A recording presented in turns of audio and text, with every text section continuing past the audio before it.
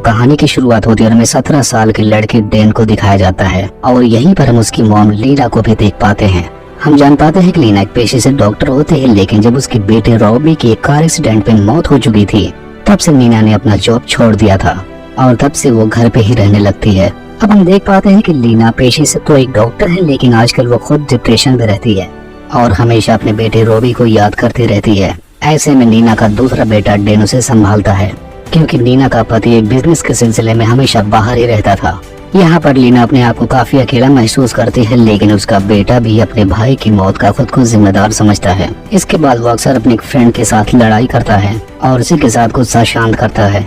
अब हम देखते हैं कि लीना और डैन दोनों शॉपिंग करने के लिए जाते हैं, जहाँ पर राजा नाम का एक सड़क छाप लड़का उनकी कार को साफ कर रहा होता है। यहाँ पर गुस्से में डैन उसे ऐसा करने से मना करता है, लेकिन फिर भी उसकी मॉम उसे कुछ पैसे दे देती है। असल में हम जान पाते हैं कि यह कार साफ करने वाला लड़का बहुत ही पहुंची हुई चीज होता है, जिसे अपने से बड़ी औरतों में काफी ज्यादा इंटरेस्ट होता है। हम जान पाते हैं कि जब राजा स्कूल में था तब उसकी गर्लफ्रेंड एक टीचर हुआ करती थी और उसकी उम्र लगभग 60 साल थी। लेकिन ये लड़का इतना हरामी किस्म का था कि जिस भी औरत पर इसका दिल आ जाता था ये उसके साथ सोना चाहता था, और अगर कोई औरत उसके साथ ऐसा करने से मना करती है तो उसे मार भी देता है।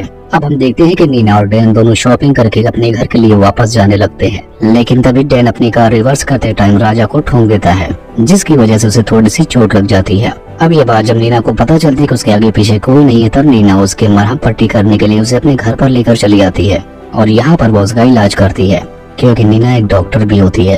अब यहाँ अपने घर में राजा को देखने के बाद डैन को बिल्कुल अच्छा नहीं लगता, क्योंकि वह सोचता है कि कोई सड़क छाप लड़का हमारे घर में कैसे रह सकता है। अब इसके बाद हम देखते हैं कि राजा डैन की नजर में हमेशा से गड़ा हुआ रहता है, लेकिन यहाँ पर राजा उनके घर का पूरा काम कर रहा था। कभी वो स्विमिंग पूल में पानी भरता तो कभी कुछ करता। अब ये सब देखने के बाद डैन को काफी अजीब लगता है, जिसके बाद वो उसके बैग की तलाश लेता है। अब राजा के इतने अच्छे बर्ताव को देखने के बाद लीना उसे अपने घर में और भी ठहरने देती है, क्योंकि इस घर में अकेले रहते रहते वो बोर हो चुकी थी। अब राजा को अपने घर पर रखने का मन डैन का बिल्कुल नहीं था, लेकिन उसके मॉम के कहने पर वो उसे रहने देता है। लेकिन जब वो राजा के बारे में और भी ज्यादा चीजें पता करता है तब उसे राजा के बारे में सारी हकीकतें पता चलती हैं। यहाँ पर उसे पता चल जाता है कि राजा एक साइको टाइप का आदमी है और उसने कई मर्डर भी किए हैं। और अब हमें दूसरी तरफ दिखाया जाता है जो कि राजा लीना के काफी करीब जाने की कोशिश करने लगता है।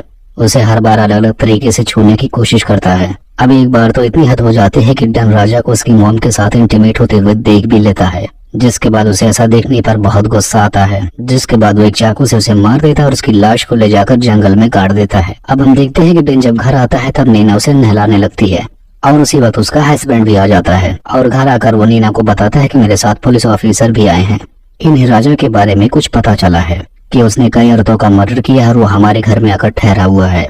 यहाँ पर नीना उसे बताते हैं कि राजा कल शाम तक यहीं पर था, उसके बाद से उसका कोई पता नहीं है। अब नीना और डैन की बातें सुनने के बाद नीना के हस्बैंड को शक होने लगता है और वो फौरन जाकर सिक्योरिटी कैमरास को चेक करने लगता है। तब उसे वीडियो में दिखता है कि नीना राजा को वहाँ से जाने के लिए कह रही थी और नीना ने ही राजा को उसके साथ वो सब करने की परमिशन दी थी। अब ये सब देखने के बाद डैन को भी बहुत गुस्सा आता है, जिसके बाद वो सीढ़ी को तोड़कर फेंक देता है और हम देखते हैं कि डैन गुस्से में जाकर स्विमिंग पूल में कूद जाता है और फिर वो बाहर नहीं निकलता, जिससे हमें पता चलता है कि डैन उसे स्विमिंग पूल में डूबकर अपनी जान दे देता है। और इसी को दिखाते हुए इस कहानी का यहीं पर एंड हो जाता है।